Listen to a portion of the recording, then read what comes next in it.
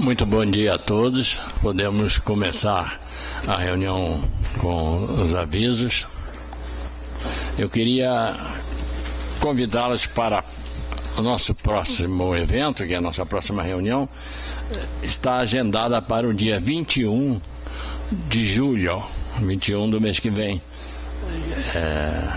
A despeito desses eventos esportivos que nós estamos tendo, essa data não foi alterada, então continuaremos com a nossa reunião no dia 28 do 7, mês que vem. 21 do 7, né? 21, perdão, eu falei 28. Para esta data, eu estou pretendendo convidar o presidente da AGE Rio, para expor, ou o presidente ou quem ele nomear, né, expor a linha de financiamento que vai espalhar empresas e bons negócios por todo o estado. É o lema do folder que ele distribuiu, que essa agência distribuiu numa reunião a qual estivemos, promovida pela Associação Brasileira de Franchise, e era um simpósio jurídico e de gestão.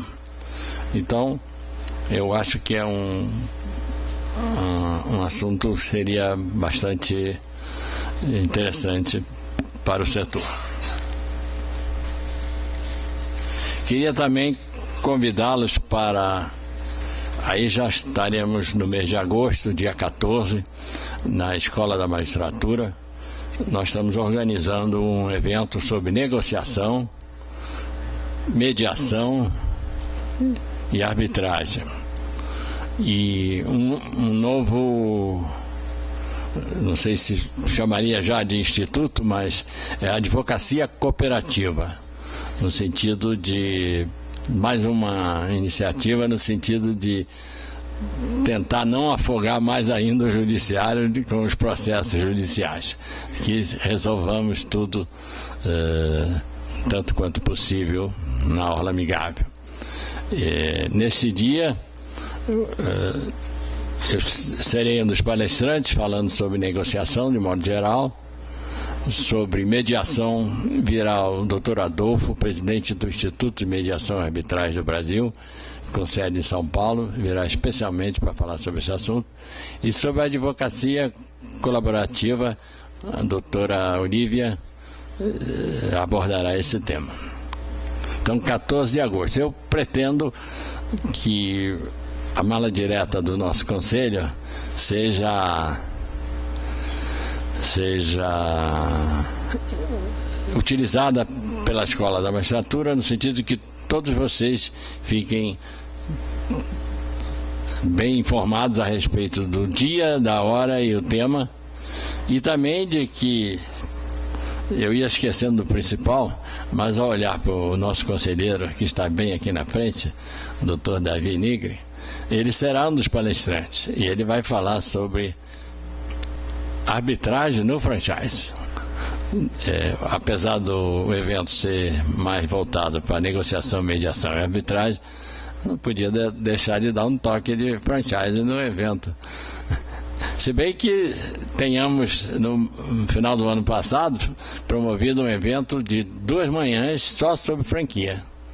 E pretendemos reeditá-lo no ano que vem. O último aviso diz respeito a um evento que será realizado na nossa casa, aqui na Associação Comercial do Rio de Janeiro, no dia 26 de agosto, às 9 horas. É uma palestra sobre Ciscoserve. Como o palestrante, Dr. Arthur Pimentel, está presente, eu tomaria a liberdade de conceder-lhe a palavra, porque ele é o pai da criança, então ninguém melhor do que ele para explicar, para vender a ideia e motivar vocês a comparecerem à reunião. Então, por favor, doutor, com a palavra, doutor Pimentel. Bom dia a todos. Bom dia a todos. Obrigado aí pelo tempo, professor Barroso, doutora Michele, doutor Alexandre e demais participantes. Meu nome é Arthur Pimentel, eu fui do governo 35 anos, comecei com a Cassex lá no início de 70, estava conversando com o professor Barroso, sempre a gente encontra um colega do Banco do Brasil, também sou funcionário aposentado do Banco do Brasil, e trabalhei por muitos anos, na minha vida inteira com comércio exterior, na parte de equipamentos, bens, o que a gente consegue perceber, tocar, né, o tangível. O Brasil passou muitos anos, a verdade é essa, passando um pouco de vergonha lá fora, porque não sabia falar sobre o intangível, sobre serviços. Ele comprava muito serviço, ele já vendia serviços para o exterior, mas não sabia falar, porque ele não tinha números. A gente não tinha um sistema que captasse as informações de mercado sobre exportação de serviço e importação de serviço, a venda, né, e a aquisição de serviço. Ainda estava no governo, quando a gente começou, nos primeiros esforços, a juntar os suores, né, de todos para bolar, desenhar um sistema, porque a gente já tinha desenhado um sistema que é um sucesso hoje, que é o Siscomex, que o mundo inteiro tenta copiar até hoje e não conseguiu. O sistema Tupiniquim, nosso, né? Eu tive a honra de participar desde o início também, né? Um sistema completo, né? Integrado, né? Onde todos os fluxos da informação de mercadorias, né? Ficam disponibilizadas para todos os agentes de comércio exterior de bens e mercadorias. No lado do serviço, a gente começou a trabalhar sobre a ideia de um sistema parecido, que é um banco de dados, um sistema muito mais simples, muito mais afável, né, para o contribuinte, para o registrador das operações, né, para que a gente consiga ter números. Quem não se lembra do episódio dos dentistas nossos em Portugal? O nosso Itamaraty, o nosso governo não pôde tomar uma iniciativa de defesa, porque a gente não tinha números, a gente não sabia defender aquilo que era uma realidade.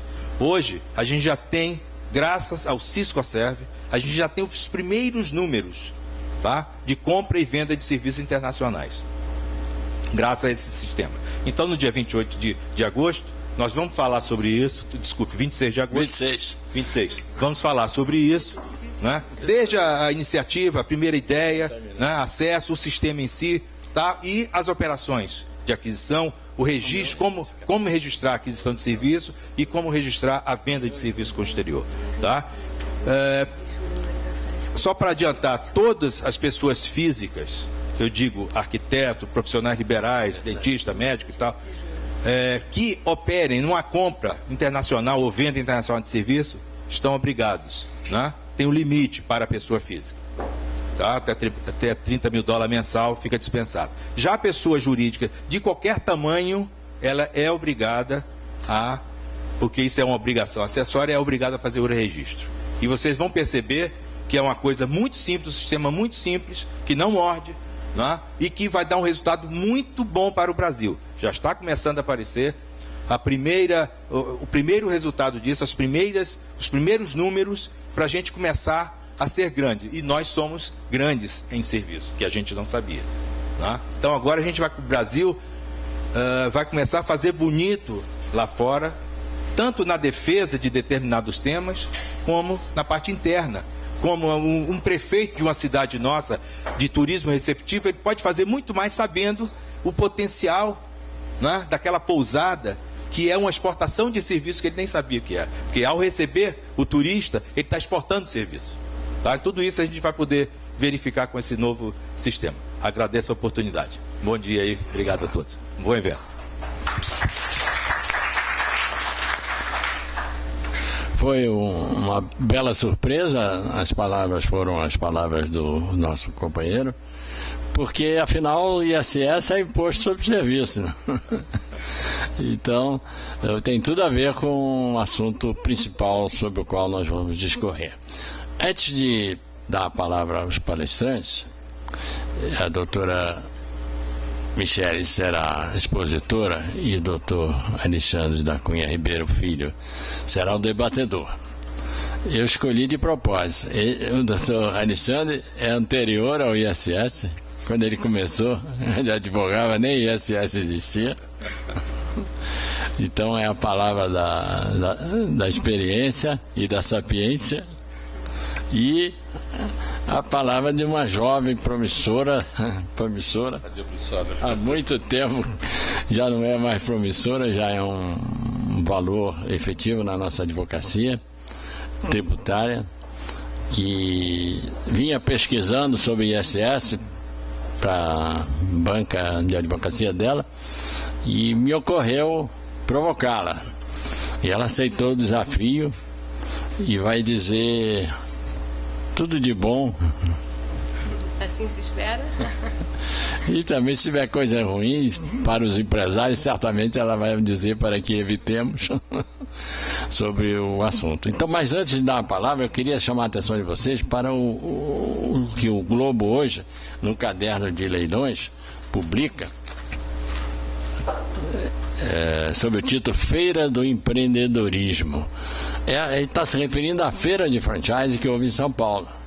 E os números, eu não vou citá-los porque tomaria tempo, mas os números econômicos, os dados econômicos e financeiros sobre o nosso setor, razão de ser do nosso conselho, a existência do nosso conselho, e também anuncia a feira que faremos no Rio como já é uma das maiores do mundo, a do Rio de Janeiro, a de São Paulo, eu acho que já é a maior do mundo em número de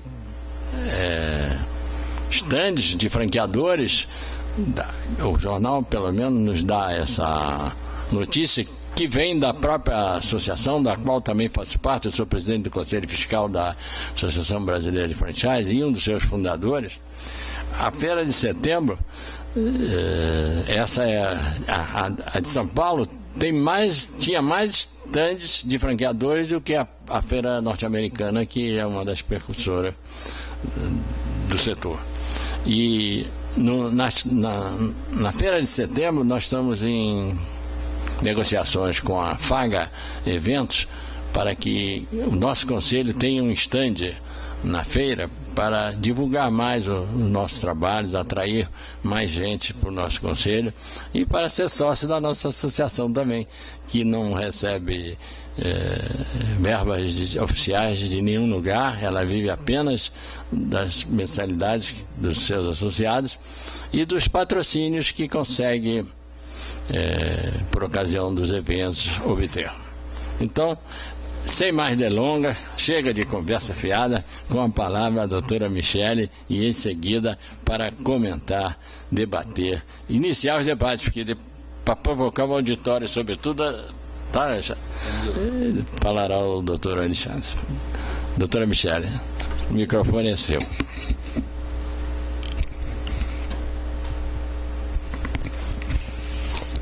Bem, bom dia a todos, eu agradeço a presença aqui. Tenho acho que um triplo desafio, que é falar com colegas tão competentes, queridos e experientes, dividir a mesa com o Dr. Barroso, o professor Alexandre.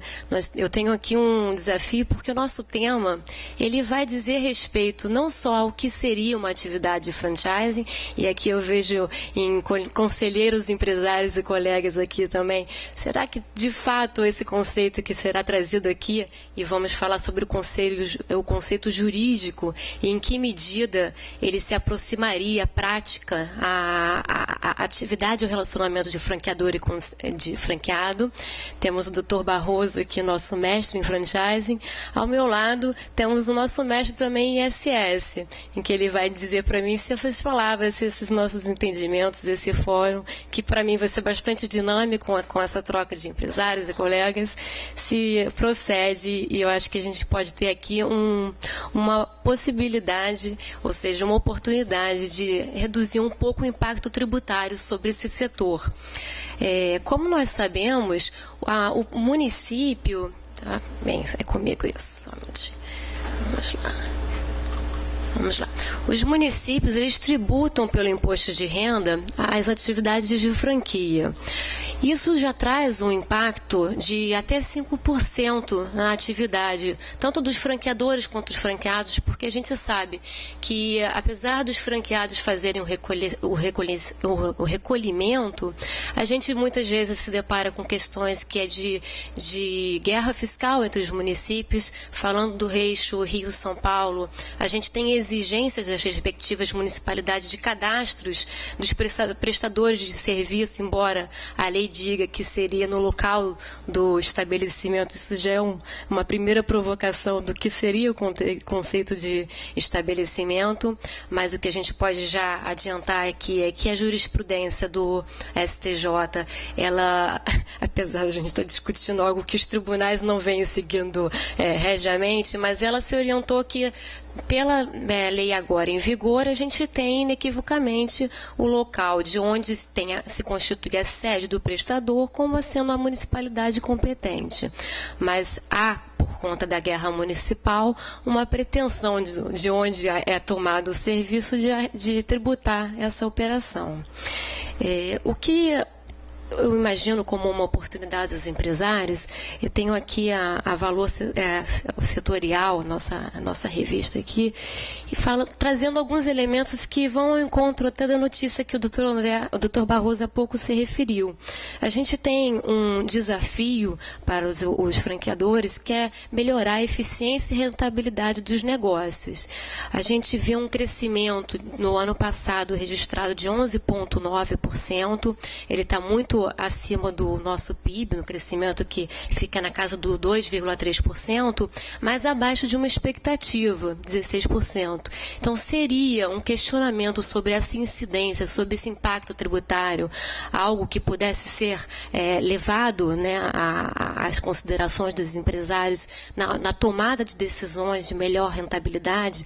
Eu vejo como uma obrigação dos administradores buscarem o melhor resultado e, por que não, legitimamente buscar reduzir o impacto tributário. Então, o nosso fórum ele vai constituir exatamente nisso. Eu vou fazer um cenário, traçar o cenário para você jurisprudencial, doutrinário sobre a controvérsia e ver, ao final, se a gente realmente deve se lançar a essa empreitada. Muito bem. O que eu coloquei ali, acho que vocês viram esse gráfico, parece um espelho e com um símbolo que demonstra uma reciprocidade, né? uma boa troca. Entendo que ao franqueador, como disse há pouco, e ao franqueado interessa a nossa discussão. Certamente um franqueador que tenha mais recursos poderá empreender para melhor divulgar a marca, que é objeto dessa seção, né, dos contratos. Muito bem. Qual é a grande controvérsia? A atividade de franquia é serviço? Isso é uma pergunta mais ampla, mas que no judiciário a gente vai enfrentá-la sobre a seguinte perspectiva.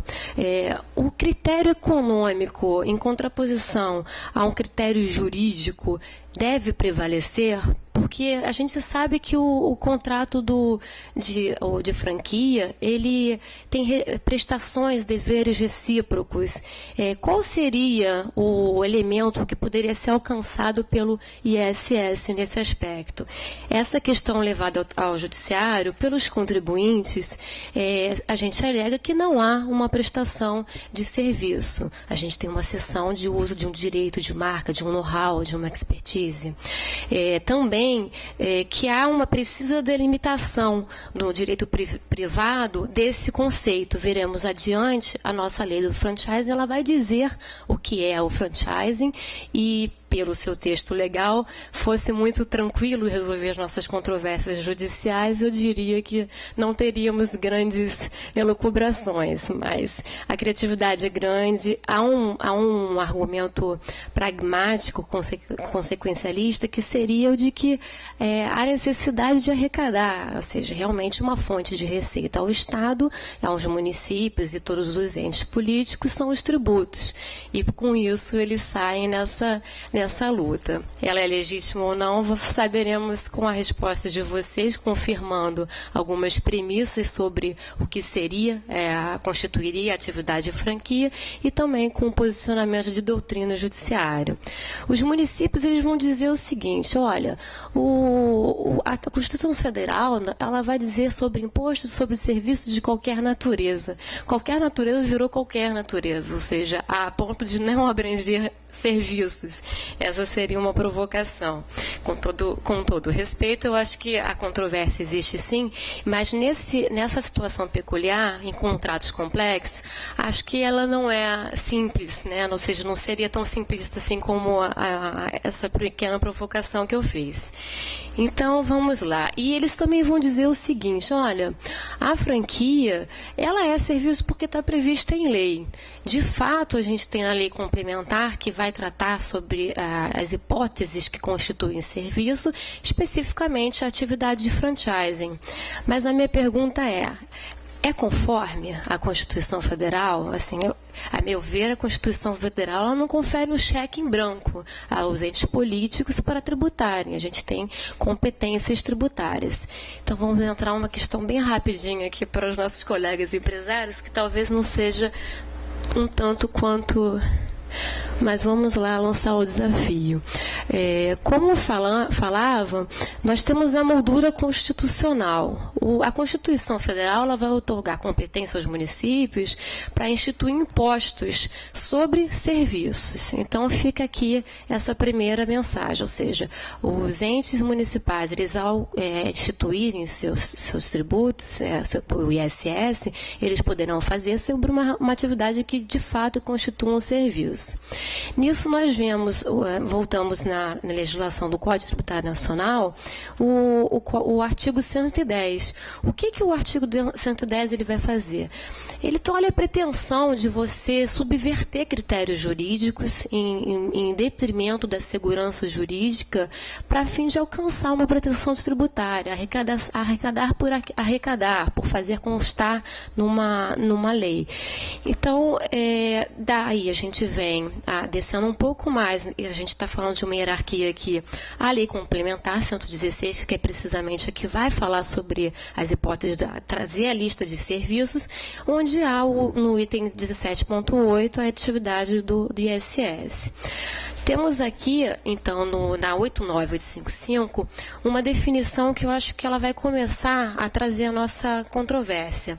Franquia é o sistema pelo qual o franqueador cede ao franqueado o direito de uso de marca ou patente, associado ao direito de distribuição de serviços ou produtos e, eventualmente, ao direito de uso de tecnologia detidos pelo franqueador. Me quer parecer que o franqueado, quando ele firma um contrato de franquia, o que ele quer é aquele know-how, ele não quer nada além disso, ele quer aquela marca consagrada, porque fosse diferente, ele empreenderia por conta própria, criaria sua marca, o seu nome de fantasia. O que ele quer é uma segurança jurídica, é uma cessão do direito daquele uso, daquele know-how, que tem certamente características diferenciadas, tanto em processo quanto em experiência visual, contato com a marca, do que qualquer outra coisa. Não é em si uma prestação de serviço, mas um direito de uso daquela marca, daquele know-how.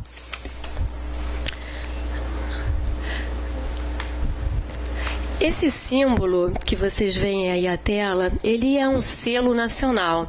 Ele foi provocativo porque ele representa um selo usado pelo governo para autenticar os seus atos. Ou seja, é legítimo aquele que tenha aquele selo. Essa provocação foi para dizer o seguinte: a competência tributária ela não vai ser absoluta. A gente tem uma aptidão do ente político para criar aqueles tributos, será constitucional constitucional será legítima se conforme, se couber dentro daquela moldura, daquele critério legal que nós aqui, no caso do ISS, falamos sobre o serviço.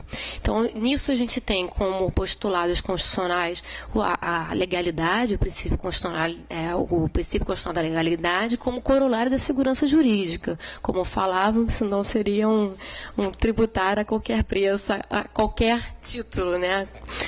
E, então, a conclusão preliminar que a gente pode ter é de que, olha, uma vez desbordada essa moldura constitucional, se tem por ilegítima, por inconstitucional, desconforme à Constituição, aquela pretensão tributária. Muito bem. Ups. Eu estou com alguma dificuldade nesse controle.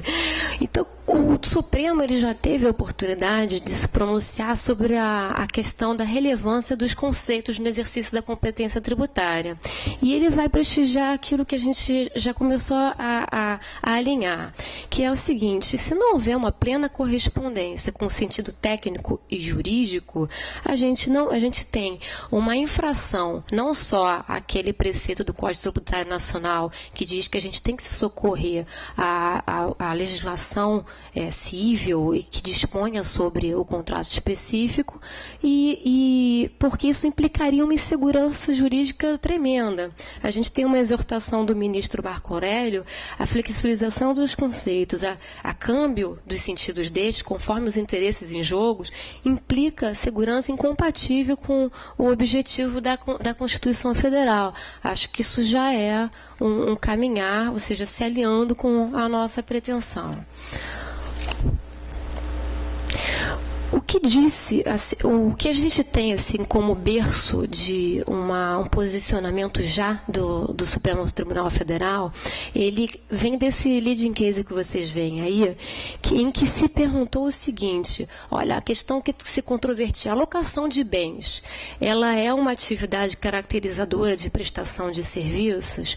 O que se entendeu lá, e o que interessa para a nossa questão aqui, é que foi o seguinte: o aspecto econômico ele não pode prevalecer em detrimento de um conceito legal. A gente teria, no caso, uma definição específica no Código Civil sobre o contrato de locação, e que, em qualquer questão, não caracterizaria uma obrigação de fazer.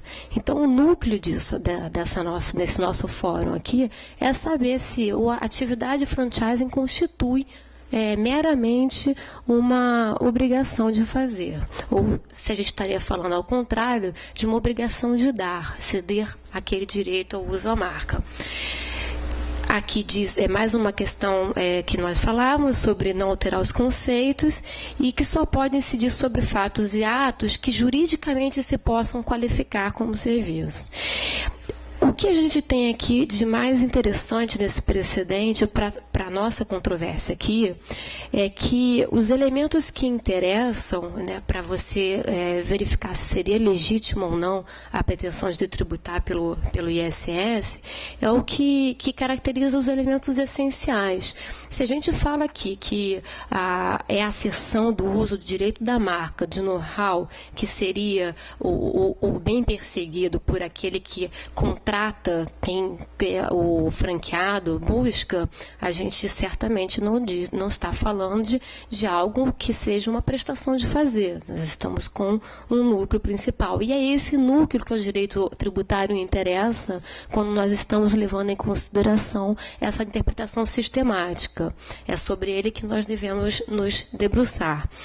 Então, o que tem é o seguinte: a atividade meio, ela não poderia ser tributável. Eu até volto os meus olhos ao professor Alexandre, porque fosse assim, a gente desqualificaria. Fazendo uma comparação, talvez, para alcançar um pouco mais, imagina você contrata um artesão para fazer um terno. O que lhe interessa nessa prestação?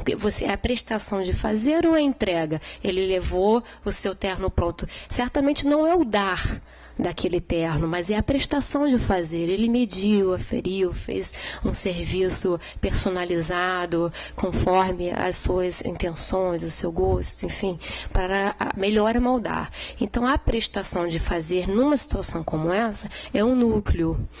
Então, é essa questão. O núcleo é a prestação de fazer, são os contratos diários, ou é a preservação da marca, daquele know-how e com isso alcançar a pretensão do contrato? A gente tem, e até fiz um destaque aqui da súmula vinculante número 31, súmula vinculante, ela obriga, ela assume, se vocês me permitam fazer essa comparação, uma natureza como se fosse uma lei, ou seja, porque é uma decisão do judiciário que se tornou pacífica a tal ponto que ela se traduziu no enunciado. A gente tem normalmente títulos bem curtos, frases, né, bem delimitadas, em que você vai dizer pela não tributação. Então, é claro que nessa situação que não se tributa uma atividade de locação porque não constitui uma obrigação de fazer, não constitui um serviço. Então, essas premissas que nós falamos agora são premissas que levaram à constituição de uma súmula vinculante. Então, vejo como legítimas e sólidas essas argumentações para a gente trazer, importar do que houver em relação à nossa controvérsia específica. Muito bem. Eu preciso agora agradecer e dar os créditos ao Dr. Barroso, que para esse meu estudo, ele me cedeu um material de uma apresentação dele, em que ele coloca o conceito legal dele a respeito do franchise, o que seria uma atividade de franquia, muito alinhado com o conceito que nós vimos na lei, no artigo da 8958 do Barroso, há pouco, a lei que diz sobre o franchising. Talvez eu esteja aqui, pulando aqui uma página, outra. É o 8955, vamos lá. E o que eu trouxe aqui foi um código de deontologia europeu, do trabalho pensado do Dr. Barroso, com destaque ao seguinte: o franqueador, ele impõe uma obrigação de explorar uma empresa de acordo com o seu conceito. Não sei quanto a vocês, mas isso me chamou a essa imagem que se verá agora na sequência, que é como se fosse uma segurança para aqueles que cedem o direito do uso da sua marca, que aquele que vai usufruir dela não vai contaminar o seu produto, a sua ideia, o seu know-how, se agir de forma desconforme a todo aquele processo que ele vai entregar como atividade meio para aquele fim, ou seja, fazer o uso da marca. Isso foi um destaque para dizer o seguinte: se a gente tem uma obrigação de explorar conforme o estabelecido pelo franqueador, mais um argumento, a meu ver, a desqualificar como uma prestação de serviço. Avançado um pouco, a gente vem ao método de colaboração. Em todos os fóruns e reuniões que antecederam essa, ficou muito claro para mim que é uma via de mão dupla. Se não houvesse sinergia entre franqueador e franqueado, falava com o Alex da CRJ antes do início da nossa conversa aqui, ele me perguntou sobre que tipo de orientação poderíamos dar àqueles que desejam empreender, contratar uma franquia. Eu coloquei como lato sensu, né? Seria o seguinte: se você não tiver uma sinergia, uma predisposição a se dedicar, a conhecer aquela atividade, acho que as chances de insucesso elas aumentam, porque você não conhece o negócio, você não vai ter aquela troca, aquela cooperação em relação franqueador, e com isso você tem uma fragilização do que seria o próprio conceito do franchising, com essa troca recíproca, como falamos logo no início, essas mudanças que são exigidas, né, pelo cenário econômico, elas dependem dessa troca, dessa reciprocidade. Muito bem, então isso me vem ao seguinte, a essa imagem, em que essa troca de ideias entre o franqueador e franqueado, elas têm como objetivo nunca uma prestação de fazer, mas sempre um objetivo de fortalecer uma marca, um know-how. Então, mais uma vez, completamente fora aquela perspectiva de que se trataria de um serviço. Vamos lá. Uma comparação. O serviço, a gente tem inequivocamente uma obrigação de fazer, como falávamos aqui, a exemplo do artesão. Ao passo de que na franquia a gente tem a seção da marca e o know-how para conseguir explorar essa marca. Ou seja, para conseguir explorar a marca. Ou seja, é algo preliminar aquilo, não um fim do contrato. Não envolve qualquer outro tipo de obrigação. Veremos adiante que já temos manifestações do nosso judiciário nesse sentido. É a obrigação de fazer e nada mais, pura e simples. Isso constitui o elemento tributável pelo ISS. Enquanto que na franquia a gente tem um contrato complexo em que a gente tem uma fase de implementação, de escolha, como você já conhece na prática e na experiência. Prestador de serviços e beneficiários são claramente identificáveis. Naquele meu exemplo, a gente tem aquele que se interessa pela entrega do serviço e aquele que o presta, a par. E me remete a essa imagem, ou seja, a gente tem um correio, aquele que faz a entrega, a gente tem a telefonia, aquele que proporciona aquele serviço de marketing, né? Isso já associa muito mais a um marketing por telefone. Enquanto que na franquia a gente tem aquela indeterminação. Muitas vezes o franqueador é o maior contribuinte para o fortalecimento da marca em sua vida. E isso me leva também a uma imagem como essa, em que a gente tem as prestações recíprocas e a construção de um resultado com um objetivo comum. Temos uma questão que seria legal, que é de que o serviço não pode ser convencionado por mais de 4 anos. O que eu até pude alcançar isso em relação ao estudo econômico é de que muitas franquias são firmadas por 5 anos, que é um momento em que você já conseguiu pagar aquele investimento inicial e explorar com um resultado. Então, mas a questão que mais importa aqui é que não há na lei nenhuma disposição sobre o tempo, sendo o limite ou o piso para estabelecer esse contrato. As partes são livres. Então, esse é um elemento também importante.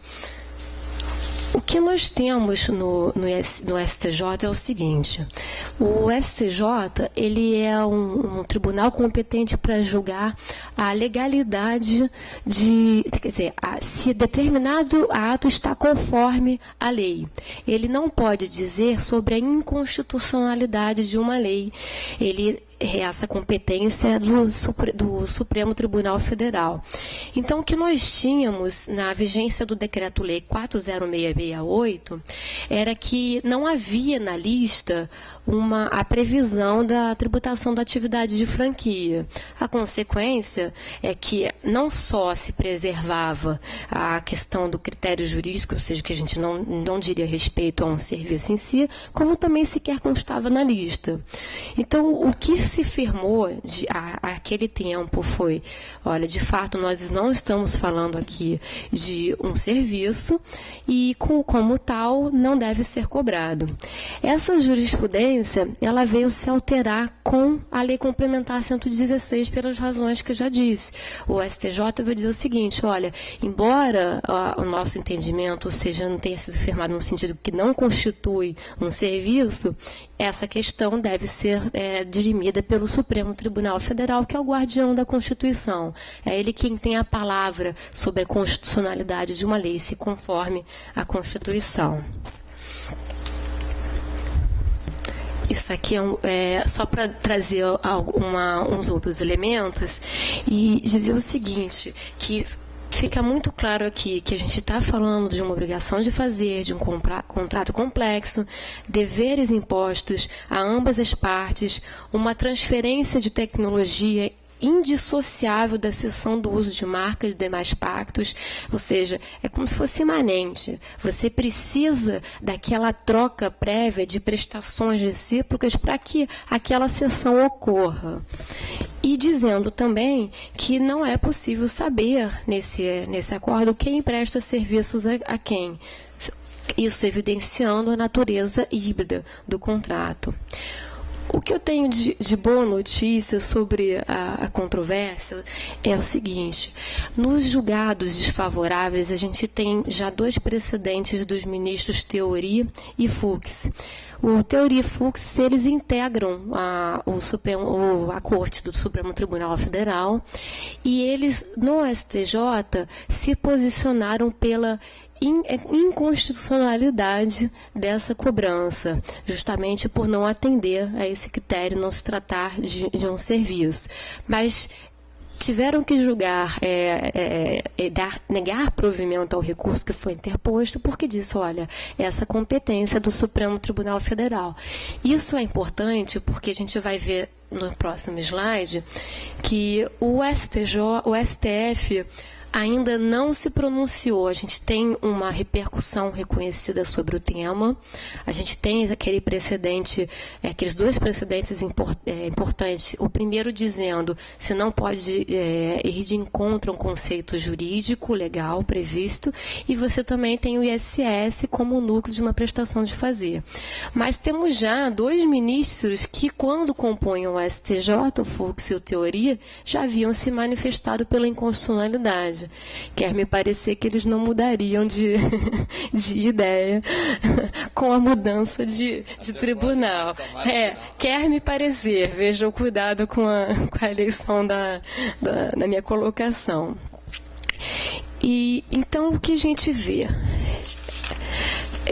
Atividade meio versus atividade fim, o recurso paradigma, o recurso eleito para representar essa controvérsia, para que os ministros do Supremo analisem e digam pela constitucionalidade e inconstitucionalidade, tem como esses argumentos centrais. Olha, a atividade meio, ela não é tributável pelo ISS, só a sua atividade fim. Se a gente está falando de um contrato complexo, em que é indissociável uma prestação daquilo que constitui o elemento central do contrato, que é a cessão do uso da marca, nós estaríamos falando, sem dúvida, sobre uma atividade que não seria tributável.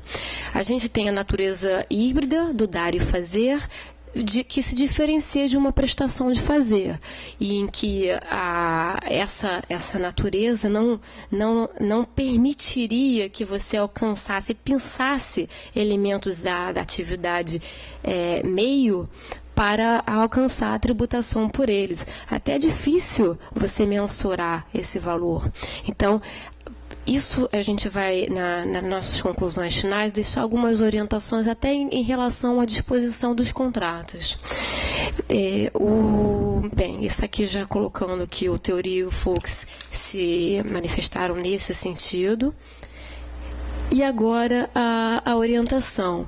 A orientação é no sentido de que as empresas, franqueadoras e franqueados, à luz dos específicos contratos, analise o interesse econômico de discutir. Por que à luz dos específicos contratos? Porque mesmo esses precedentes do Fux e do Theory, ficou muito claro em que o elemento a ser investigado é uma questão fática, que a gente vai ter aí também a analisar, vai ser o contrato. Então, o núcleo do contrato, o contrato firmado, ele deve deixar muito claro que a gente diz respeito a uma prestação, uma cessão do uso de um know-how, direito de marca, e que não uma prestação, sempre deixando claro em suas redações de que a gente se algum serviço prestado for, ele não é uma atividade fim, não é essa a minha pretensão, mas ele é uma passagem para eu alcançar aquele resultado final, que é a cessão do uso da marca. E falamos sobre o interesse jurídico, mas o interesse jurídico, se a gente está falando sobre 5% sobre o serviço prestado, a gente já tem por um impacto, a gente está falando em valores brutos, né? Eu acho que é relevante nesse aspecto. Sobre a questão de uma discussão judiciária, né? A gente tem, mas qual seria o meu impacto? O impacto você pode mitigar se você constituir muito bem a sua prova, se você tiver já um contrato muito bem firmado, pode se eleger, isso vai depender de uma consultoria, de uma conversa, análise prévia do contrato, a via do mandado de segurança, que você evita uma sucumbência, ou seja, evita que haja uma condenação em razão dos valores envolvidos a pagar os honorários da outra parte. Isso é muito relevante quando a gente vai falando sobre valores que acabam sendo expressivos, né, quantias mais vultosas. E também um depósito judicial pode ser algo a ser perseguido para ter um cenário mais conservador. Mas, sendo aqui a casa do empresário, a gente sabe que o dia a dia pode implicar para os empresários uma avaliação financeira sobre se gostaria de correr o risco daquela discussão sem fazer previamente depósito judicial e já fazer uso daquela economia imediata através de uma liminar em esfera judicial, para que você conseguisse empreender de determinada forma. Isso tudo vai depender muito dos interesses envolvidos, das particularidades. Vou fazer aqui, para não cansá-los, só apenas alguns destaques do voto do ministro Fux no STJ, em que tudo isso que nós conversamos aqui, que eu peço que vocês me confirmem se realmente procedem ao professor Alexandre e aos colegas empresários, se realmente é isso que vocês perseguem quando concedem um direito e também contratam para ter direito ao uso dessa cessão de marca, é que a gente estaria inequivocamente falando sobre situações que dependem muito da análise do contrato, e o que se extrai da análise desse contrato é o que a gente vai ter como elemento tributável. Ou seja, o interesse do credor, portanto, pode estar voltado preponderantemente para um bem ou por um comportamento devedor. No primeiro caso, a prestação a que faz jus ao credor é de dar. Ou seja, se o interesse do franqueado é inequivocamente de fazer gozo dessa cessão de marca, se isso ficar muito bem claro no contrato, me quer parecer que a gente está diante de um cenário de uma não incidência do ISS e que torna, por essa razão, ilegítima e inconstitucional essa inclusão no rol da lista taxativa. Prestação fim, ela também é um ato, você não pode confundir, isso é até importante, essa diretriz do voto do ministro Fux, que é o seguinte: não se deve confundir a prestação fim com o ato concreto final do comportamento exigido do prestador. É justamente aquela situação, ou seja, houve a entrega do terno. E vocês me permitam, assim, eu estou usando, acho que um elemento que é mais palpável para a gente, mais concreto impossível. Não é que o ato daquela entrega, o dar o terno, que constitui o elemento central, mas foi a prestação do serviço exclusivo mesmo. Então, a gente tem como núcleo inequívoco disso a prestação e não o dar ao final. Com essas palavras, eu passo aos nossos colegas aqui presentes, agradecendo também aos ouvintes atentos e aos nossos colegas para considerações. Por favor. Obrigada.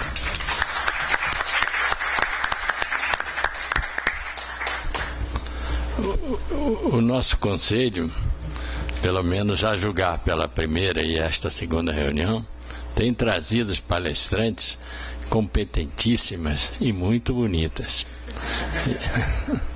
E também meigas. Eu notei na fala da doutora uma meiguice que só mesmo... Cativa o fisco. Cativa o fisco. Tomara que cativa o fisco. Eu não sei se o nosso conselho vai poder continuar nesse diapasão, trazendo palestrantes competentes e belas.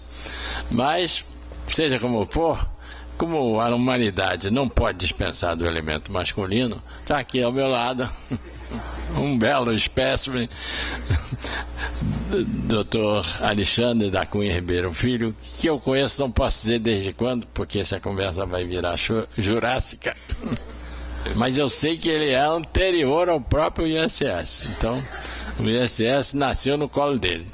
E eu gostaria que ele nos brindasse com as suas considerações sobre a palestra tão profunda, competente e interessante da doutora Michele. Com a palavra, doutor Alexandre.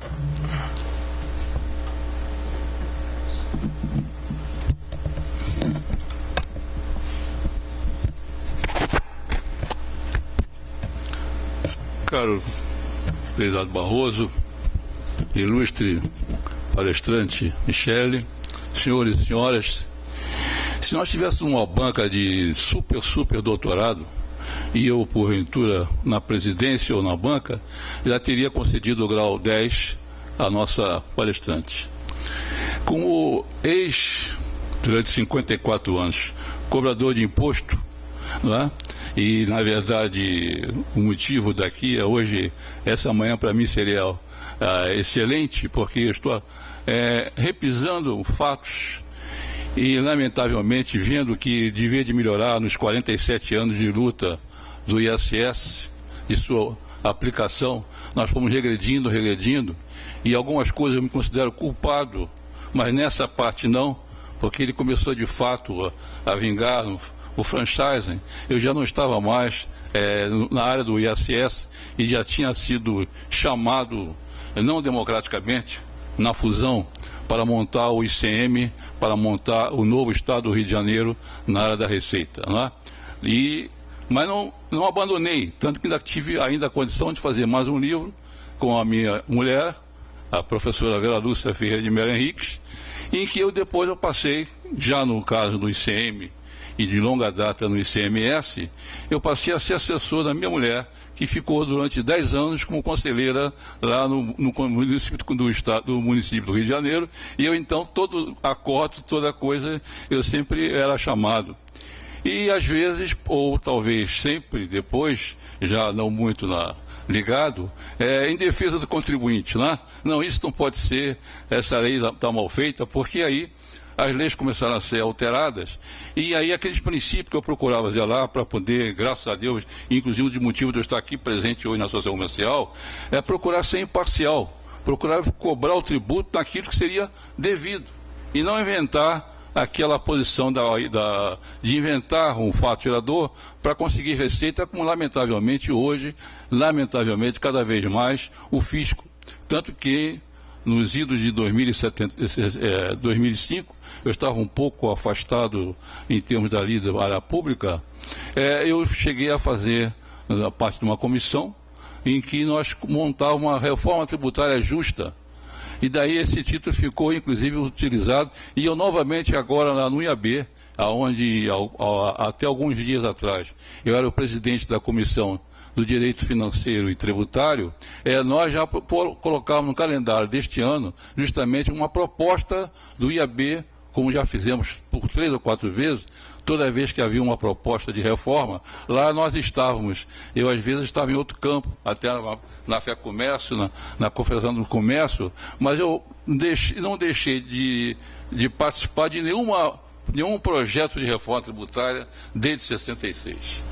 Agora, o ISS, alguns diziam até que era meu filho querido. E quando me perguntavam o que eu gostava mais do ISS, do ICMS, não é?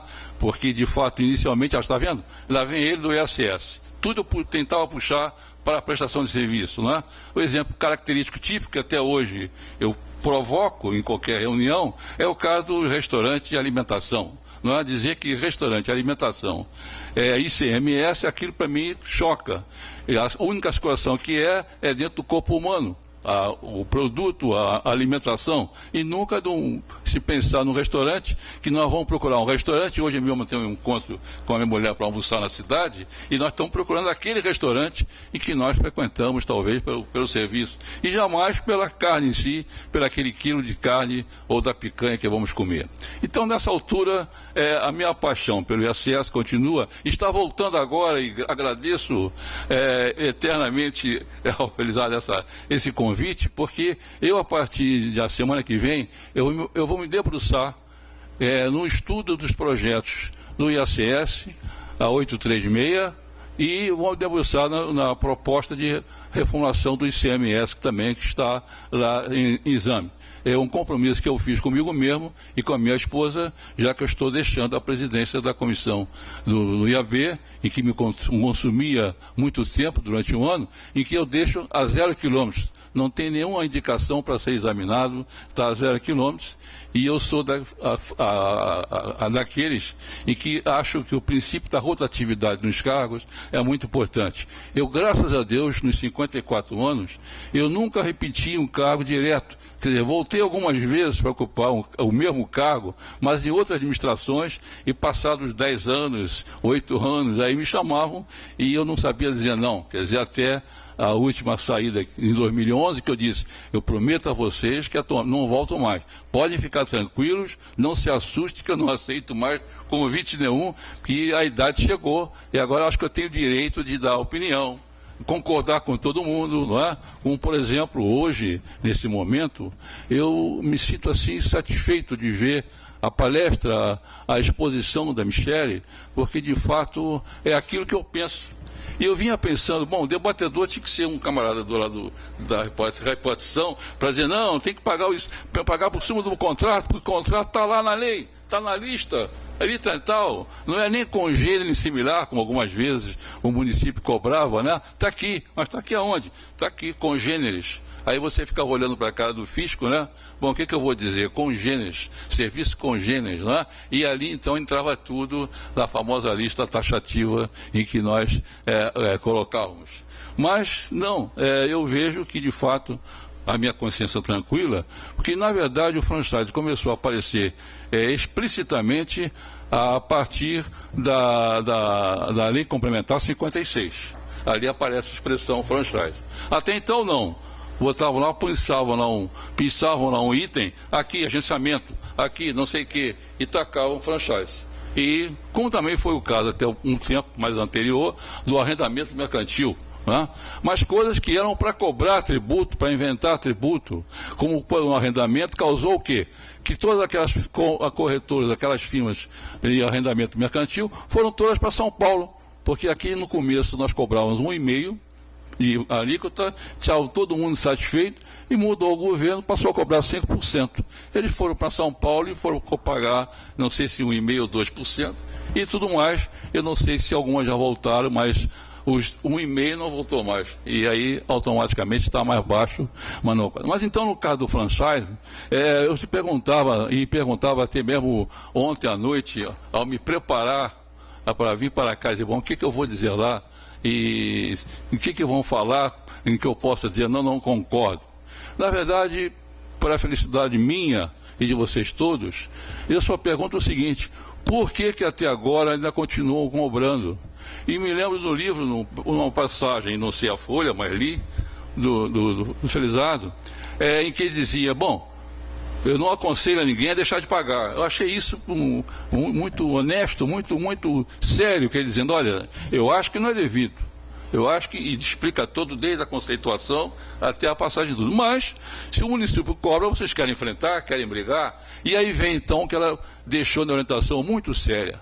Porque no ISS, minha gente, eu isso dizia para os meus funcionários e dizia para todos até hoje, tem que ler com muito cuidado o contrato. Tem que fazer com muito cuidado o contrato, porque naquele que quer cobrar seriamente o ISS, ele vai examinar o contrato. Se porventura no contrato franchise tiver alguma coisa, por exemplo, não aquela orientação técnica para poder botar o produto, mas se inventar uma linha, olha, quem quiser um aperfeiçoamento, eu dou um cursinho à parte, aí eu já tenho minhas dúvidas se poderá provocar um município a cobrar, se está taxativo de um curso de extensão, não é? Ligado àquela firma. Porque a firma ou paga ICMS, o franqueado ou paga ICMS ou paga ISS. Passa por aí. Já pagou imposto, já contribuiu para o município. Não é? E para o Estado, principalmente, hoje em dia, no varejo, eu vejo assim. Não é?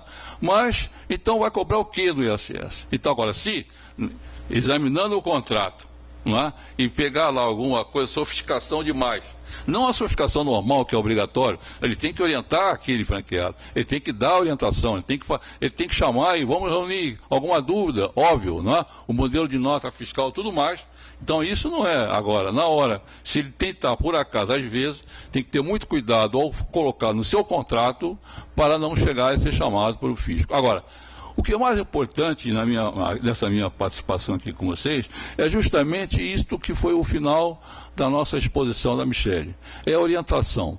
Como saímos dessa? Primeiro, nós estamos aqui já sabendo que está a nível do Supremo, com esses dois excelentes ministros. Eu tenho uma maior intimidade com o Fux, com meu colega durante muitos anos, brilhante professor lá na UERJ. Eu fui da UERJ durante 40 anos como professor de Direito Tributário. E o Fux primeiro foi um excelente, quando passou nos concursos em primeiro lugar, e depois como professor brilhante, e um amigo inseparável, porque é daqueles que são simpáticos à toa, né?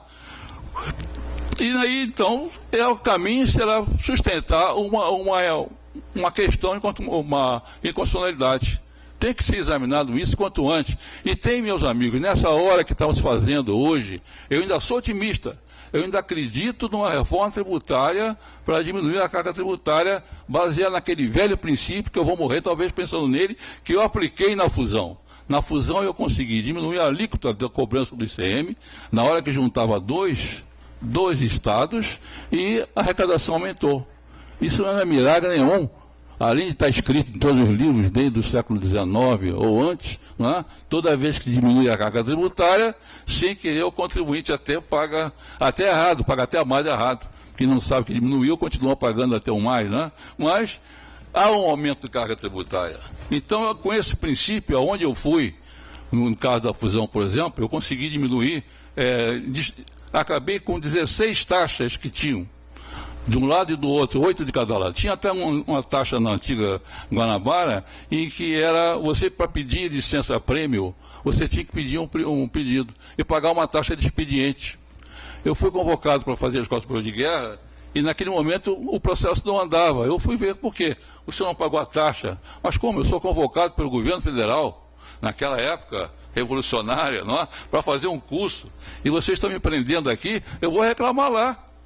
Como eu era contra o governo na época, né? Então logo despacharam o processo correndo, porque de fato jamais ia pagar uma taxa para ir ser transferido e servir ao governo federal, né? Mas então tinha taxas, e inclusive uma, me perdoe aqui, saindo fora do assunto, mas é para provocar a orientação da Michele, e nós, quer dizer, vocês irem requerer, não só na reforma tributária, convencer os nossos representantes, Dornelles e outros, que são aleijados, para botar logo um artigo, porque está muito explícito na lista, franchise, não, tem que dizer, no caso, nem botar nada, não é? Deixa alguém sofrer lá, e não deixar cobrar sobre o contrato de franchise, porque quando está só o nome, contratos de tal, vai em frente, em cima de tudo. Então eu acho que essa nossa reunião aqui de manhã, vocês me desculpem que se eu viesse aqui preparado para debater contra a data vênia ou defender o município, eu lamentavelmente não posso, me desculpe o papel, eu não posso ser um debatedor da oposição. Eu tenho que ser um debatedor favorável a que se vá ao Supremo já em cima de 2 ministros. E se correr, ainda tem o Joaquim Barbosa, que também ele procura pensar, às vezes com muita má vontade para alguns, mas ainda sou favorável às posturas e à posição deles, certo? Com toda aquela força de falar, mas, lamentavelmente, o nosso advogado na tribuna agiu mal, não estava pautado, e ele queria pautar, e não pode ser assim, tem que ter um respeito às autoridades todas, e por aí vai. Mas, então, é dirigir a quem de direito e quem pode ser, a OAB pode fazer isso, não é? Eu não sei se a Associação de Français pode recorrer ao Supremo Direto, acho que não pode, não é? Mas tem alguma pessoa ligada e já fazer essa coisa. E nesta reforma aqui, vocês têm uma ideia, não sei se a Michele está acompanhando, eu procurei acompanhar até um momento em que estava lá na nossa comissão, e a lei do ISS ficou parada e foi encaminhada para a Câmara, já aprovada por um substitutivo, um absurdo, cheio de aquele artigo que defende os advogados e sociedades uniprofissionais, o artigo 9º da nossa lei, 406, 834, sumiu, desapareceu. Aí o Dornelles fez uma emenda e está se procurando segurar, porque toda vez que mexem no ISS, se esquecem daquela e do local do pagamento também, e do local do pagamento, que desaparece, uma coincidência. Para vocês terem uma ideia, e aí sim sou um dos culpados, nós na hora de montar a lei do ISS, né, e agora, vai pagar onde? Olha, no lugar da operação. Muito bem, mas aquele caminhão que vem do Rio Grande trazendo mercadoria para São Paulo, aí a gente ficou em silêncio, e aí vem aquele impostor. Na 7, o domicílio dele. Como é que eu vou saber onde é que ele vai parar? Ele vai parando, não é? E aí nasceu esse negócio. E se não tiver estabelecimento no município, prestador, paga na 7. Mas só que às vezes quem faz o serviço é a filial, é um outro estabelecimento que não está naquele, não é? E aí descobriram os municípios com maior tranquilidade fiscal, não é? E que, eu me lembro isso, eu vi textualmente, arranjavam e diziam, não, aquele contribuinte tem um estabelecimento virtual. Ele fica, toda vez que vem aqui no meu município, ele fica num hotel tal. Então ali é o estabelecimento dele. Então aí inscrevia o contribuinte como residente naquele hotel e cobrava no município. Genial, coisas assim maravilhosas em que não pode persistir num exame jurídico com detalhe. Então o que eu acho é que deveriam se caminhar aqui, me perdoe esse aconselho, Michele, mas em cima das suas palavras, em que eu dizia, bom, em cima das palavras do finalzinho lá na folha que eu li, se está na lei, eu tenho que cumprir a lei. Ele falou com muita razão, e ele é dessa linha, dessa postura. Agora, como deixar de pagar? Só tem um jeito, é botar esse dispositivo abaixo, né? E eu fico estarrecido que quando eu leio a partir do 116, os absurdos que tem na lei 116, no caso, por exemplo, da informática, fica os dois brigando, o ICM e o ISS, cada um paga e o contribuinte no meio de campo, e aí vai para o Supremo, ganha uma questão, aí. Então isso está na hora mesmo. Eu estou fazendo esse trabalho, comecei a fazer, e se Deus quiser, a partir da semana que vem, eu vou me debruçar, tendo em vista o pedido desta casa, que me convocou para uma palestra que eu fiz, e citei os artigos que eu achava que deviam ser mexidos, e vou aprofundar e vou entregar isso à associação aqui na nossa comissão jurídica, para poder encaminhar aos canais competentes. Peço desculpas se não falei nada de novo, mas simplesmente que de fato sou favorável a retirar isto, mas retirar mesmo, não é? Através da mudança, aproveitar o momento de mudança da lei e não deixar nesta lei nova sair mais uma vez o absurdo. E também, como disse muito bem a Michele, a primeira coisa que ela falou, um bom contrato, um contrato bem feito, um contrato lindo para ver se não deixou nenhuma brecha de alguma coisa. Não, aqui tá vendo? Aqui diz que se usar a informática, que é minha, ele faz a minha informática aqui na minha sede, tem que pagar. Mas aí é outro contrato e não é esse contrato. Eu agradeço a oportunidade, mais uma vez, o Luiz Felizardo Barroso, a Michele, pela esse momento em que eu começo bem uma semana, naquilo que há 47 anos eu ajudei a montar a modesta parte, falando no Brasil, já que a Guanabara era cidade-estado. Não é? Então, o que se fazia aqui, automaticamente, as pessoas... Eu conheci o Brasil quando eu cheguei em Cuiabá, a primeira vez, assim, quem diria que eu chegaria aqui em Cuiabá, né? Convidado justamente da prefeitura, para saber como se cobrava dos bancos. Não é? Me lembro que se fosse hoje, o prefeito me esperando na saída do avião, na descida lá, eu vou para o prefeito esperando, a primeira pergunta dele era o seguinte, como se cobra dos bancos? Não é? Isso naquele momento, porque os bancos pagavam um dinheirão em duas profissões, às prefeituras, tendo em vista o capital, tendo em vista o valor daquela agência, e no belo momento não tinha mais nada a cobrar. Então, como cobrar? E hoje eu vejo que toda aquela lista toda de serviço bancário, financeiro que os bancos fazem, paga ISS, desde o talão de cheque a outras coisas mais. Por quê? O banco tem interesse em cobrar, que cobra também. Não é? E acrescenta o ISS, porque quem paga é o contribuinte. Mas isso é outro grupo, não são vocês têm que tratar do franchise. Muito obrigado.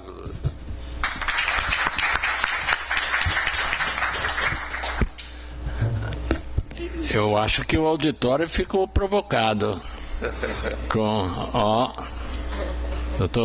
doutor Corinto, por favor, a palavra é sua. Bom, primeiro eu peço desculpas por atraso, mas uma sessão extraordinária me pediu de chegar mais cedo para fazer uma das coisas que, como o Alexandre disse, é uma segunda-feira, é uma coisa gostosa. Falar do ISS é sempre bom. Numa comissão feito essa, ainda mais com a presença também simpática de Michele, e todos vocês.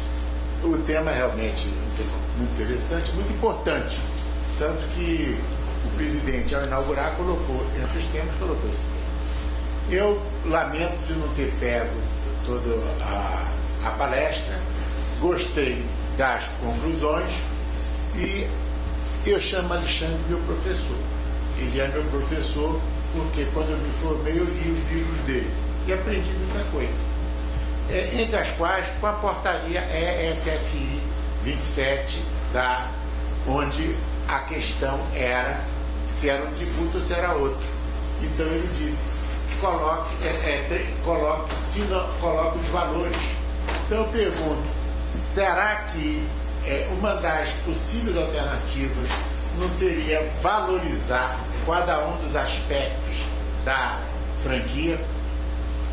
Exemplo, a marca. A marca é que vale mais, embora eles digam que é devido de marca, é claro que não é devido cessão de marcas. Então talvez não seria um pouco evitar ou tentar diminuir a briga.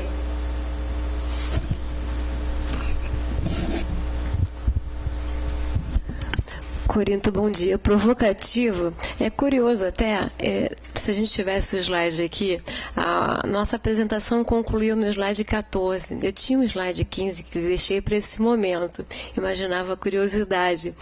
E, de fato, quando foi discutido o enunciado da súmula vinculante número 31, que é quando o STF faz a entrega de uma segurança jurídica para dizer, olha, serviço não é tributar, você não pode tributar locação porque não constitui serviço, não constitui obrigação de fazer, e com isso a gente tem esse poder até super legal, porque a gente já tem o STF chancelando, né? Como eu falei que seria como se fosse uma lei, porque todos devem se curvar a ela. Mas quando a gente fala de uma súmula vinculante, a gente já tem, é como se fosse uma lei com chancela do judiciário, tem uma qualificadora interessante.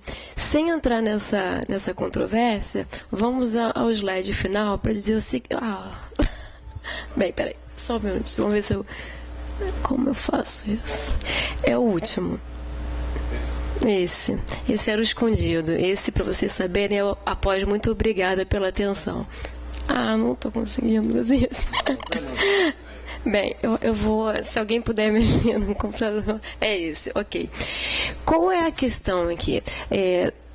Sobre essa nossa discussão aqui em particular, a gente tinha no contrato de locação, a gente não tinha diversas prestações, né? A gente tem simplesmente aquela obrigação entre o locador e o locatário. Numa situação como essa, em que um contrato é complexo, quando foi a aprovação da súmula vinculante, houve uma controvérsia que foi estabelecida entre os ministros sobre si. Uma vez havendo uma prestação de serviço, se se iria desnaturalizar, você desqualificar e tomar pela tributação do ISS a totalidade daquele contrato, do valor contratado. A gente está falando de 5%, 5% sobre o royalty, ou se a gente só poderia pensar aquela específica parcela.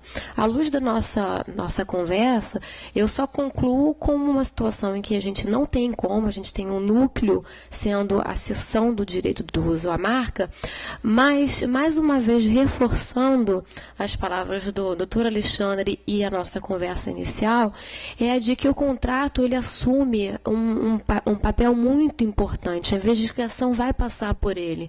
Então, é importante deixar muito claro em que as prestações, quando existentes, serão uma prestação de atividade meio e não atividade fim, justamente porque numa situação como essa, existe a possibilidade de se considerar tributável aquela prestação que se constitua em algo excepcional ao contrato, ao núcleo do contrato. Então, numa situação como essa, a gente pode chegar a uma discussão em que a gente não teria, como benefício econômico numa discussão judicial, os 5% sobre os royalties, mas algo que fosse, pelo menos, representativo da cessão do uso ao direito da marca. Me parece que quando você não houver, né, for difícil você aferir o valor de uma ou de outra, a gente está numa situação que prestigia a não tributação, a não incidência. E em situação contrária, a gente já teria uma janela para uma discussão à linha do que ficou constando na hora das discussões da súmula vinculante. É algo que o STF tampouco disse, ou o STJ. Então, é um haver.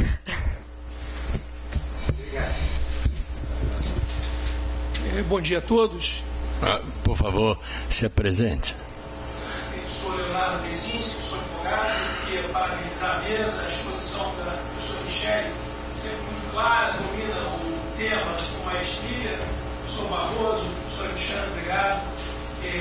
Na linha do que o colega falou, parece que a decisão do Supremo do Living Case, né, ela era de invocação de guindastos. Então, foi alertado na época, se pelo fato do guindaste ser operado por uma pessoa, então haveria ali, dentro da seção da alocação, também um elemento humano. E, voltando no tempo um pouquinho, né, não era vivo, mas eu ouvi na história que o ISS é o sucedâneo do antigo imposto de indústrias e profissões, né? Mas acho que a gente tem um núcleo aí que dá a obrigação de fazer, que é exatamente a ideia de tributar o esforço humano. Então, o que me pareceu, eu pergunto exatamente igual ao colega, é que o Supremo, na hora de decidir, ele usou um critério de preponderância e não um critério de secção, cisão, segmentação do contrato. Como o professor Alexandre falou, quando você vai a um restaurante, você não vai lá pela comida. A comida é parte também, mas a preponderância é do serviço. Quando você vai no supermercado, é o contrário. Tem um serviço, tem um caixa, tem uma pessoa lá que repõe as mercadorias naqueles corredores e tal, que tem o serviço ali dentro, mas a preponderância já é da mercadoria.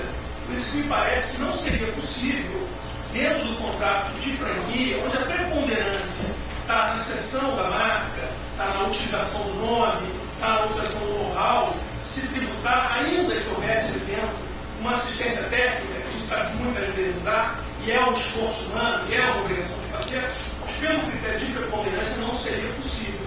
Eu gostaria de saber da mesa o que pensa a respeito. Obrigado. Quer falar? O senhor quer? Quer também? Primeira. Pois, Leonardo, estou de pleno acordo. De fato, a gente identifica isso claramente, não só nesse leading case, e justamente quando houve a discussão para aprovação da súmula vinculante, o que ficou muito claro é de que o caráter preponderante, e aí a gente aproxima um pouco daquela questão da atividade meio e atividade fim, é o que interessa ao fato gerador, ao elemento que que vai definir a moldura constitucional para a legitimidade dessa tributação. Então, tem até na discussão uma passagem muito interessante que é o seguinte: o ministro César Peluso vai dizer, veja bem, estamos afirmando que é inconstitucional quando incide sobre a locação de imóveis, no caso o guindaste, mas só quando é dissociada de operação de serviço. Quando for associada, cabe imposto? Não. Então, isso é uma colocação dele. Quando há contrato de locação de imóveis e, ao mesmo tempo, prestação de serviço, a locação de imóveis continua não suportando o imposto. O serviço, sim. Então, aqui a gente já tem uma janela para essa discussão futura sobre uma situação em que fique muito deslocado, dissociado um do outro. Numa segunda passagem, vai dizer o seguinte: se não tiver nenhuma ligação com a prestação de serviço, também não continua suportando. Nesse precedente do ministro Fux, do STJ, que eu referi recentemente, isso fica muito claro em diversas passagens, quando ele fala em que a gente teria, sim, uma violação ao critério jurídico quando você pretender tributar algo que não seja da natureza da essência. A essência, a lei diz, e a prática mostra, e nesse sentido até não há uma desconformidade entre a manifestação econômica e o critério jurídico eleito, me parece muito alinhados, de que o que se pretende transferir o direito, ceder a título oneroso o direito ao uso da marca e do know-how. Esse é o núcleo, não mais que isso. Todo o resto é algo para se alcançar esse fim. Então, essa é a minha conclusão. Deixa ao professor Alexandre aqui para brilhantar.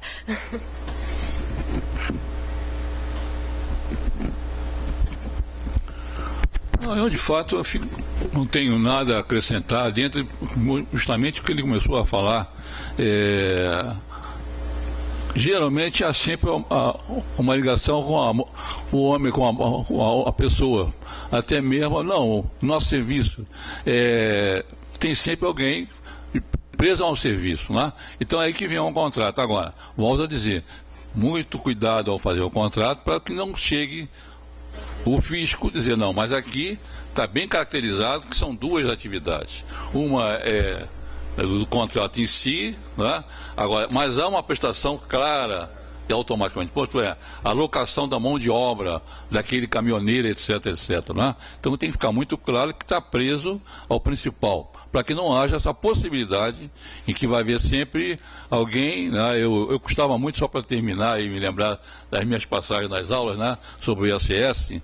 Olha, um belo momento, geralmente aquele secretário de Fazenda, que eu aprendi o seguinte: secretário de Fazenda, ou ministro da Fazenda, ele está bem disposto, sempre rindo, com um sorriso. Não pode fazer com alguns, não, estou muito mal, a arrecadação caiu, não alcançou a meta. Ele chega até a dar azar, né? Então tem que sempre ser otimista. Está muito bem, às vezes está mal a beça, e não alcançou a meta. Não pode dizer isso, tem que estar sempre favorável, e por trás, então, chamar um fiscal, 2 fiscais, vai lá na firma tal e faz uma auto para assustar ele. E por aí outras mensagens assim, intelectuais, em que eu me lembro na minha vida artística, em que eu escutava pelos corredores.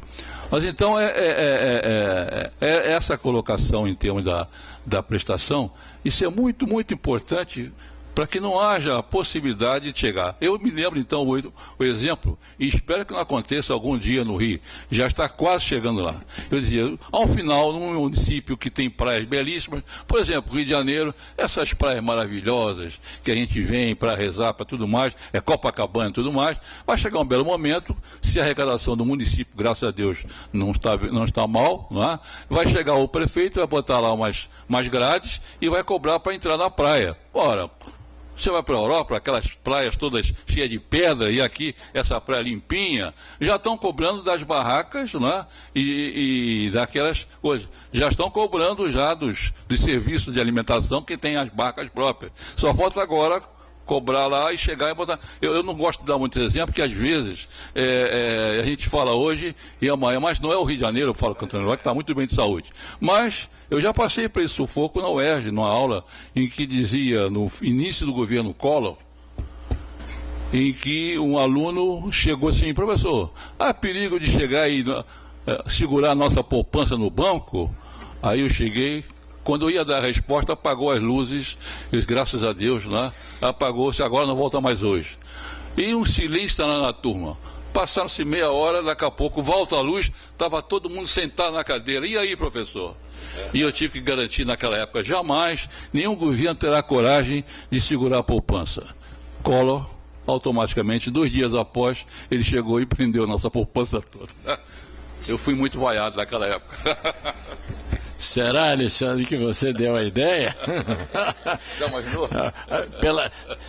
Foi a antítese e ele pegou e transformou na tese.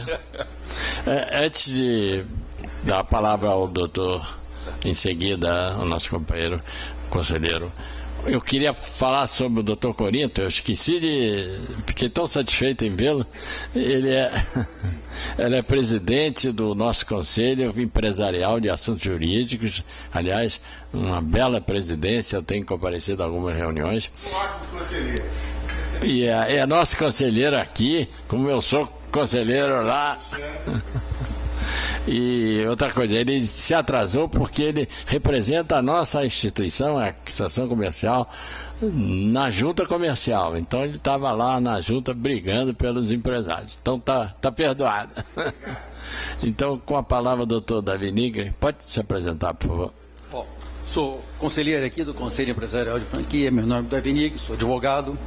Bom, antes de mais nada, parabenizar a palestra excelente palestra da doutora Michele, e já puxando um gancho, né, com a palestra também do professor Alexandre, eu quero lembrar o seguinte, que no contrato de franquia, tão importante como a cessão da marca, é o treinamento, e todo contrato de franquia consta lá o treinamento, e treinamento vai acabar sendo interpretado como serviço.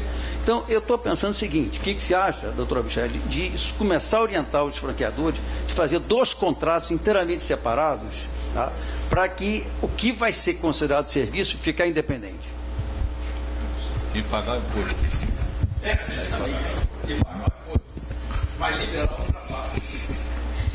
Eu não sei se eu fiquei muito seduzida pela não incidência depois de ler os acórdãos, mas eu ousaria discordar. Eu acho que se há uma orientação que a gente poderia dar, se a gente fala em ser conservador, seria de fazer entrar com uma discussão judicial com o depósito daquele valor controvertido, e porque com isso você vai evitar qualquer tipo de risco de sucumbência ou de ser surpreendido por uma cobrança a posteriori. É um direito do contribuinte proceder ao depósito judicial do valor controvertido. O que me parece, e aí o doutor Barroso pode responder assim com a sua maestria aqui como conhecedor do Instituto em si, é que eu não vou contratar com você pela cessão do seu direito de uso à marca, pelo seu know-how, se não houver um meio de adquiri-la, de absorvê-la. Então, deixar no contrato mais evidente que isso se vai se materializar ao final com a cessão prescinde desta prestação, me parece ser um caminho mais aconselhável, porque, de outra forma, a gente já estaria entregando para o fisco, de forma muito clara, essa possibilidade de pretender a tributação dessa parcela, que muitas vezes pode vir a se constituir como um valor, a depender da específica atividade do franqueador do franqueado, como um valor expressivo, a não ser que se fizesse como, aí a gente já teria que pensar um pouquinho mais como criar, atribuir valores a um ou a outro. Exatamente, mas vejamos o seguinte, um planejamento, ele é conforme, ele é lícito, se ele for prévio e se ele estampar realmente uma relação. Então, aí voltando, eu acho que vai muito mais para essa minha primeira premissa, de que a gente teria um meio e não um fim, porque numa situação como essa, pode se desqualificar e buscar por um arbitramento valorar aquela prestação, meio que se tornou uma prestação em apartado. A minha opinião seria Fazer um contrato só para o treinamento e para ele ser taxado seria como botar o pescoço na guilhotina espontaneamente. Eu também não aconselho. Iria acontecer como aconteceu com o professor que foi falar em segurar a poupança. Antes de dar a palavra ao nosso conselheiro, eu queria corrigir outra falta minha. Eu anunciei vários eventos de interesse nosso e esqueci de falar. Estou olhando para ela, ela já está sorrindo. A doutora Jaqueline, nossa conselheira, nossa representante adjunta, digamos assim, do SEBRAE, que tem dado um apoio extremamente importante ao setor de franchise. Eu queria que a Jaqueline usasse o microfone, por favor, um momentinho, para dizer o que ela tem a falar sobre a Feira do Empreendedor, né? Com a palavra, Jaqueline. Sim, bom dia. Em relação àquela nossa primeira reunião, onde foi proposto um espaço para divulgar o trabalho do Conselho, dentro da Feira do Empreendedor, que vai acontecer de 27 a 30 de novembro, a gente conseguiu um estande que não vai ter custo algum para o Conselho, para poder ficar lá divulgando, e também disponibilização de algumas palestras numa sala, num dos auditórios que vai ter dentro da feira, que tem capacidade para 100 participantes. Então, eu já comuniquei isso hoje, logo que eu cheguei para o professor Felizardo, para a gente já conseguir montar uma programação de junho até novembro, e em novembro poder apresentar para a sociedade o que o Conselho tem feito. Talvez façamos uma reunião lá na feira, uma das reuniões do Conselho, podemos fazer lá. Podemos. Tem um auditório, você falou, né? Tem um auditório. Podemos sim. Então. E na nossa feira da BF aqui do Rio, de setembro, também estamos em vias de conseguir um stand também, a imagem e semelhança desse stand que a doutora Jaqueline nos comunica que nos foi dado, cedido, comodato. Obrigado. Doutora Jaqueline, presidente Luiz Felizardo Barroso, cartas para dois. Quer dizer, estamos à disposição para colaborar também com o Conselho nesse evento. Estamos, digo eu, o Conselho de Assuntos Jurídicos, e a integração nossa está aqui na mesa e está aqui na plateia também. Também. Obrigado, doutor Golindo. Bom dia a todos. Eu sou Cláudio Zinger, eu sou conselheiro desse Conselho de Franchise e, por profissão, eu sou franqueado. Eu estou do outro lado da mesa, né? É master franqueado? Não, senhor. Eu sou apenas um franqueado aqui no Rio de Janeiro. O primeiro franqueado da minha marca no Rio de Janeiro. Tá certo. Eu sou franqueado há 16 anos e eu queria só chamar a atenção. Eu acho que a existência desse conselho, presidente Felizardo, eu acho que é de uma felicidade enorme. Mais uma das atuações do Antenor de Barros Leal, que é o presidente da casa. Ele mostra a visão dele, que é holística, e é muito importante haver esse conselho, porque a gente traz o ponto de vista dos vários componentes, né, dos vários participantes dessa indústria do franchising. Eu me tornei franchise, eu chamo a atenção aqui só para um fato, né? Eu não sou tributarista, não sou nem a favor nem contra o ISS, até muito pelo contrário, mas eu queria só chamar a atenção o seguinte: está se dando muita ênfase ao uso da marca como sendo o coração do contrato de franquia. Isso pode ser verdade para uma marca que seja consagrada. Eu vou iniciar dentro de um sistema que já tem 2.000 lojas. Eu, evidentemente, estou querendo me valer da força da marca, para não ter que iniciar tudo do zero, como foi o meu caso lá atrás, 16 anos atrás. Existem outros sistemas de franquia onde a marca ainda não é consagrada. Então, quem se junta a um sistema de franquia onde a marca ainda não é consagrada, não está em busca da marca. Ele está em busca de serviços. Treinamento, como mencionou o conselheiro, e outros serviços também, como, por exemplo, a cessão do direito do uso do software.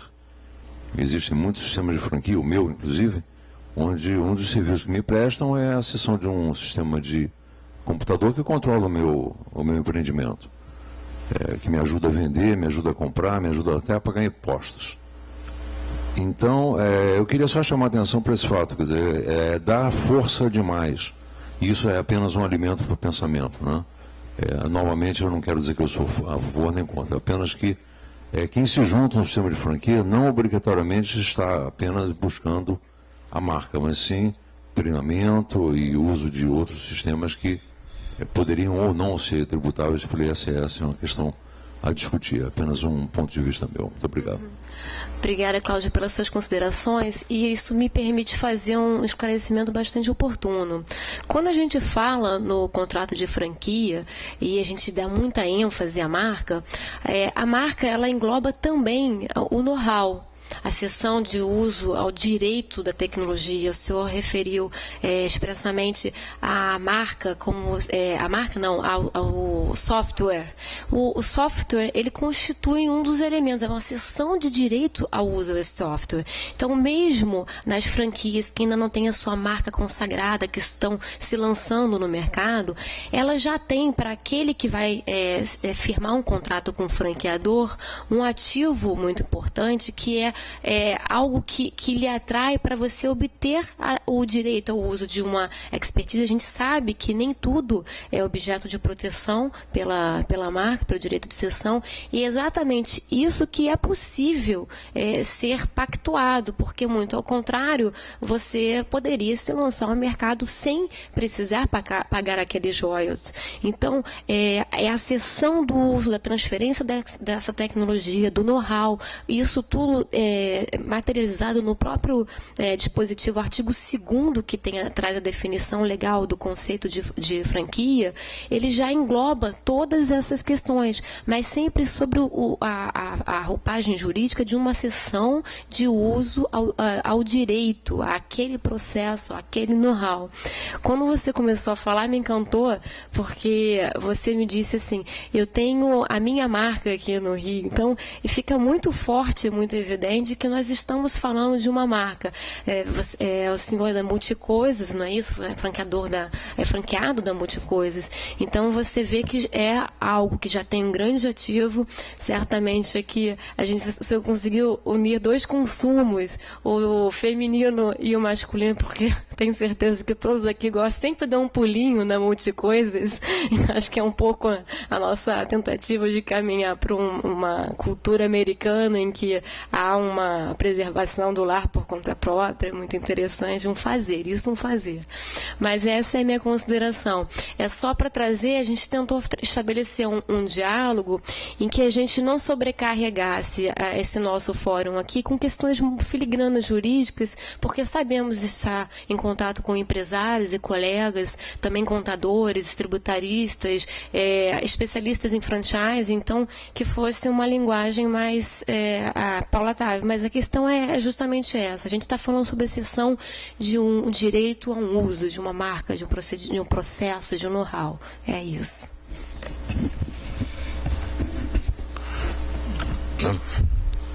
Eu só queria, sem querer ser preciosista, que a lei fala em cessão da marca e na verdadeira acepção da palavra cessão está contido um despojamento. Você, quando cede, você perde a propriedade, pelo menos até temporariamente, mas não é o caso. Então, no anteprojeto que nasceu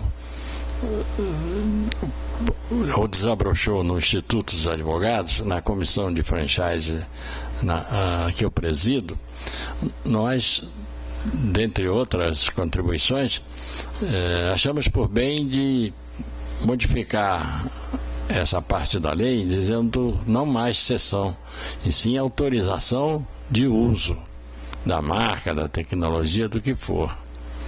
Esse anteprojeto foi encaminhado ao senador Dornelles, que tomou a respectiva iniciativa parlamentar, e hoje é um projeto de lei que corre no Senado e está até na relatoria do senador Cunha Lima.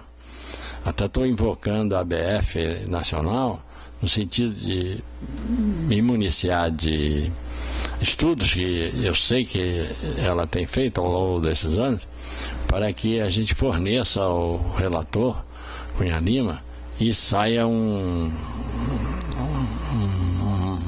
uma modificação à lei que consulte realmente os interesses do mercado, enfim, das empresas franqueadoras e franqueadas, que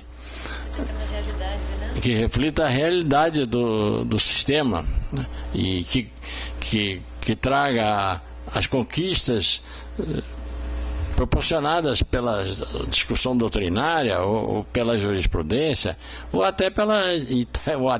talvez principalmente pela vivência dos empresários, porque eles é que sabem, como uma expressão que se diz, é onde o calo aperta. Eles que vivem o sistema diariamente. E outra coisa é, quando eu falo em marca, eu sempre penso na cristalização, na condensação de tudo que o detentor da marca fornece àqueles a quem ele autoriza usar. Então a marca seria apenas, como a gente fala corriqueiramente, um guarda-chuva protetor. Você tem que ver o que está debaixo desse guarda-chuva. É um sistema de computador para controle de tudo, das vendas, do estoque, do pagamento de impostos. É um treinamento, é uma assistência diuturna que o franqueador dá aos seus franqueados, sempre preocupado com o sucesso dos franqueados, porque será o sucesso ou o insucesso dele próprio. Enfim, então a marca, eu não digo que ela seria secundária, mas ela tem um papel de cristalizar tudo que de bom ou de ruim está debaixo daquela marca. Então ela é importante porque ela, só ela já diz tudo. É nesse sentido que eu falo. Tá? Eu queria aproveitar que estamos todos reunidos e dar a posse aos novos conselheiros, antes de agradecer aos palestrantes, porque eu queria que eles também saíssem no retrato que nós vamos tirar dos novos conselheiros. Eu chamaria o Dr. Tiago Carvalho Guimarães.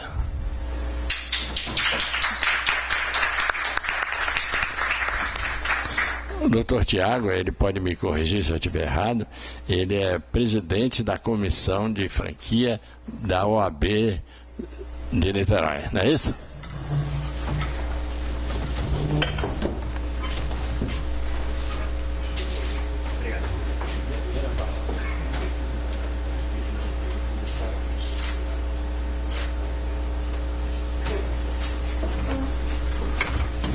Eu chamaria Marcos Bortolato.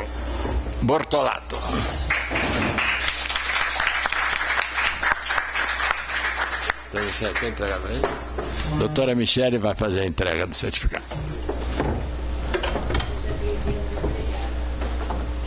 Eu só vou querer sair lá. Apesar das minhas coisas. Parabéns. E o marido dela também. Bom, eu vou franquear a palavra pela última vez, se alguém ainda quiser fazer alguma consideração. Senão, eu acho que nós cumprimos a nossa missão. Aliás, fiquei agradavelmente surpreendido que tenha corrido tudo tão bem e que o auditório seja tão numeroso, que eu não esperava com essas festividades e as manifestações e o eterno problema do trânsito, mas eu fico muito feliz e muito agradecido à presença de todos. Eu acho que nós entregamos algo precioso para vocês em atenção à presença de todos vocês, e então eu acho que me resta agradecer a doutora Michele, e eu faço com a entrega de um certificado. Doutora Michele, aqui o nosso pagamento é esse, tá?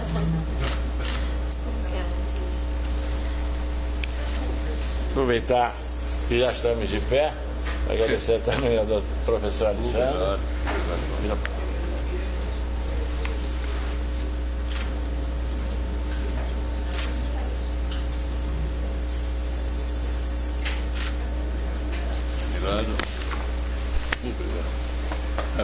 Parabéns.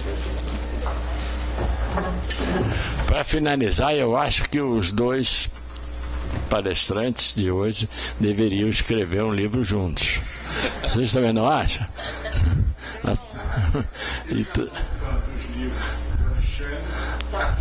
Já sou um fã da Michelle, acho boa ideia, aprovo perfeitamente e acho que o lançamento devia ser aqui.